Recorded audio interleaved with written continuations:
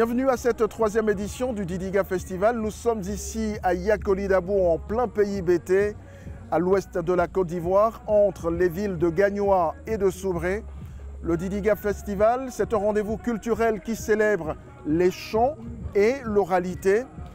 Il faut dire qu'avant l'ouverture officielle de cette édition du Didiga, c'est par la porte de la Case des Contes que nous a fait entrer dans ce festival le conteur internationalement reconnu qui nous vient du Cameroun, j'ai nommé Binda Ngazolo. Il nous a gratifié de 3 merveilleux contes et je vous propose juste un court extrait de la petite histoire de Tigri, cet enfant handicapé mais très étourdi.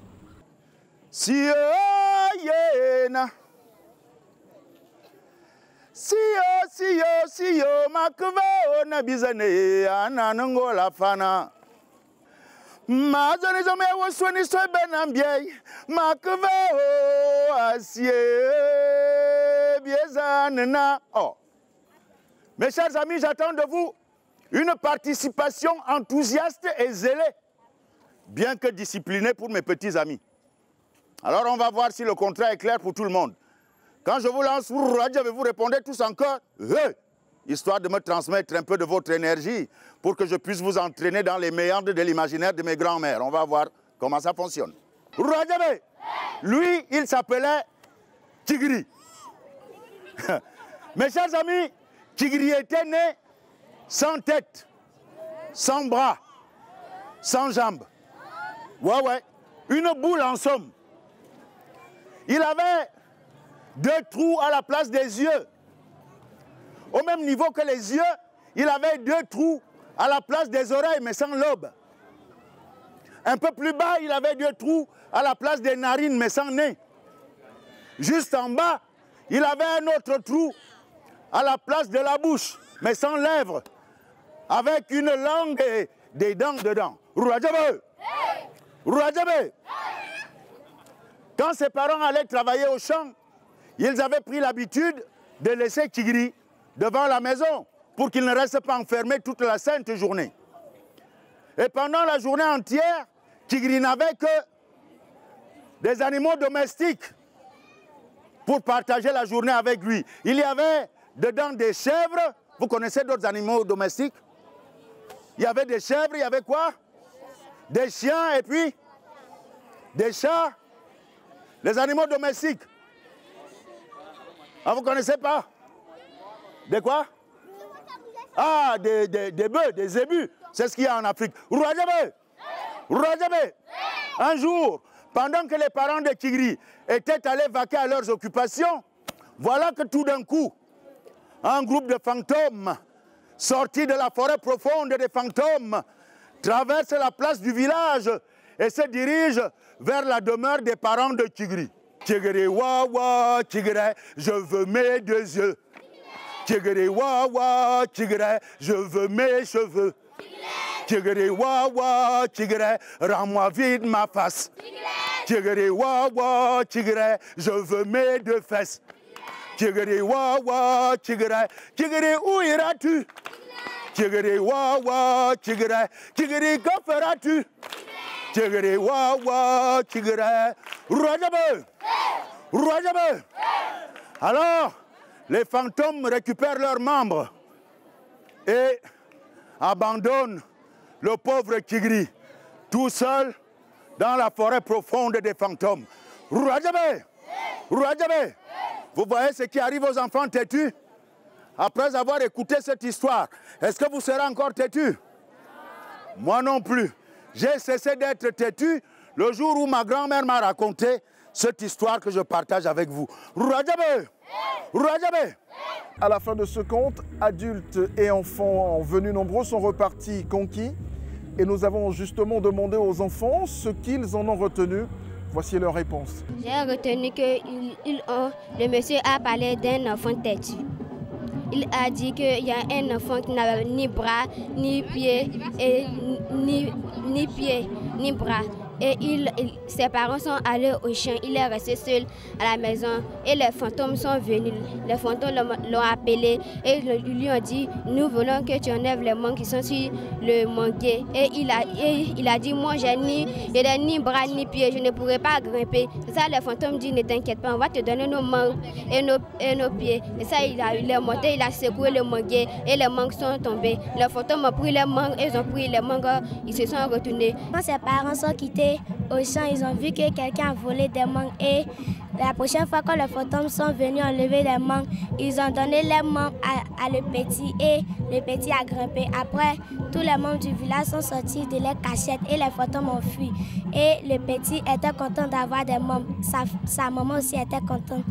Et sa maman lui a dit de ne pas partir tout seul dans la forêt. Celui qui n'a qu'à aller avec son grand frère ou sa grande soeur ou une autre personne qui est grande, il a compris et il dit que maintenant que lui est devenu grand, il a doublé, il a menti à ses parents et puis il est parti dans la forêt, il a commencé à jouer et il s'est perdu. Les fantômes sont revenus, et ils l'ont encerclé. Ils ont dit Tikri, donne-nous mes jambes, Tikri, donne-moi mes bras, Tikri, donne-moi mes fesses. Et ils l'ont donné, il est resté comme ça. Sa maman est venue le chercher. J'ai retenu que dans la vie, il ne faut pas être têtu. Et puis aussi, suivre les conseils des parents.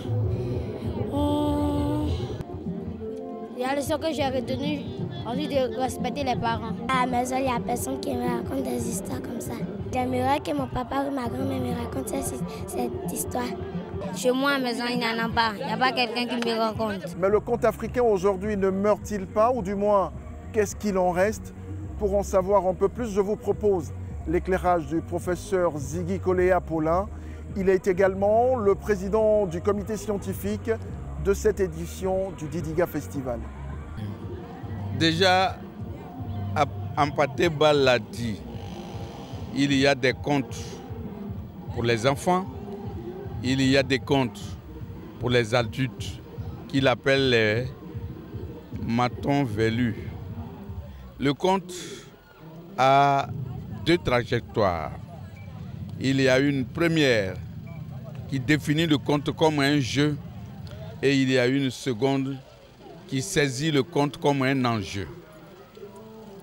Un jeu, ce que vous voyez dans le spectacle que l'on fait, ce qui peut faire rire, ce qui peut demander aux enfants de comprendre des choses et de grandir.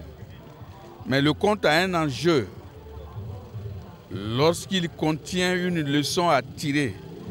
Et c'est cet enjeu-là qu'il faut considérer souvent dans la moralité. Ma chanson dit « Vis sur la planète Terre et tu verras des choses ».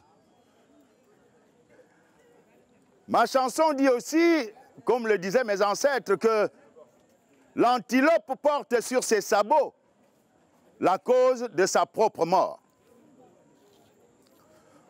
Pour celles et ceux parmi vous qui ne descendent pas d'une longue lignée de chasseurs comme moi, je vais essayer de vous illustrer mon propos. Imaginez une antilope qui gambade en pleine savane, tout ceci en pleine saison des pluies. Naturellement, ses sabots laissent des traces. Et ce sont ces traces que vient pister le chasseur. Et les contes, au niveau des adultes, les contes contiennent des proverbes. Et le proverbe, qui est une parole profonde, n'est pas accessible à tous. Et ce sont ces mentons velus, ces talons rugueux qui comprennent le sens de ces contes-là.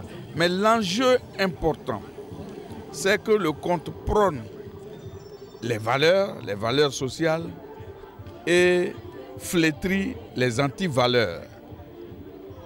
Valeurs sociales, ce qui est bon, les anti-valeurs, ce qui est condamnable. Non pas j'ai dit tous ensemble, comme un seul et unique être humain. Là, je suis à la maison. Ça commence à venir. Ça démarre au quart de tour. Là, je sens votre énergie m'envahir. On va pouvoir y aller. Merci beaucoup. Mais le conte se perd en Afrique, malheureusement. Bien sûr. Le conte se perd, nous en sommes conscients, nous qui l'enseignons. Mais on est obligé de lui faire perdre beaucoup d'aspérité pour pouvoir le maintenir en vie. C'est un sacrifice qu'il faut faire. C'est-à-dire, le conte ne sera pas dans sa forme orale, parce qu'il faut le transcrire. Mais heureusement, il y a les médias, il y a les enregistrements qui peuvent conserver les contes. Mais en conservant le conte, on lui enlève cette vitalité que l'écriture lui enlève totalement. Mais aujourd'hui, avec ces mass médias, on peut le conserver. Tout le spectacle que notre ami le Camerounais vient de donner peut être capté, peut être saisi, peut être mis en laboratoire et peut être projeté. À partir de là, il y a certaines autres choses qui peuvent être faites. C'est-à-dire le conte, quand on parle de fantôme du génie au village, le conte aujourd'hui parle de Kagamou. En ville, c'est la même chose. C'est pour dire aux enfants que quand tu n'obéis pas, tu auras un monstre qui va t'enlever la vie. Eh bien, l'enfant respecte toujours. Et c'est à nous de les chercher, de les transcrire, parce que les vieux qui les possèdent sont des êtres humains, ils ne sont pas éternels. Et c'est pourquoi les collectes, on invite les universités à venir écouter, à transcrire même dans les langues et à les ventiler, à les vulgariser, à les mettre au niveau de ceux qui savent lire, qui peuvent les faire reproduire bien plus tard. Donc, certains pensent qu'aujourd'hui, la télé, Internet tue le conte, donc vous pensez le contraire. Il n'y a pas d'autre chose à faire. Nous sommes dans un train où vous montez, où vous restez. Donc on est obligé de dédramatiser un peu le conte, de lui couper des pans, des aspérités de jeu pour pouvoir le conserver. Mais toute conservation est un élan de sacrifice à faire. C'est pourquoi il faut voir le conte dans sa modernité. Aujourd'hui, Araignée peut prendre l'avion, il peut prendre la voiture pour aller de Soubré à Abidjan. Il faut contextualiser le conte sur le plan spatio-temporel. C'est un peu ce qu'il a fait tout à l'heure en parlant de cet intellectuel africain. Voilà, et c'est cela. Mais dire que le conte n'a aucune valeur, c'est vraiment être le dernier des individus. Les plus grandes valeurs de la tradition sont dans le conte. Et c'est le seul genre qui peut être mis à la portée de tous par rapport au mythe, par rapport à l'épopée, par rapport au proverbe, par rapport à l'adage, par rapport aux énigmes qui demandent un peu plus de maturité. Le conte a des aspects qui sont de l'ordre du sacré. Ça, c'est les mythes décolorés qui deviennent des contes. Mais toujours, ça donne une instruction. Et c'est cela qui est important. Mais comme on le voit, le Didiga Festival, ce n'est pas seulement une rencontre entre les peuples bétés, mais c'est un rendez-vous de partage culturel et d'échange avec tous les peuples. Cette année, à cette 3e édition du Didiga Festival, le peuple à l'honneur, c'est le peuple Sénoufo, que nous allons découvrir à travers ses chants, son oralité, sa culture. Nous aurons le temps d'en reparler. C'est dimanche prochain que s'achèvera cette 3e édition du Didiga Festival.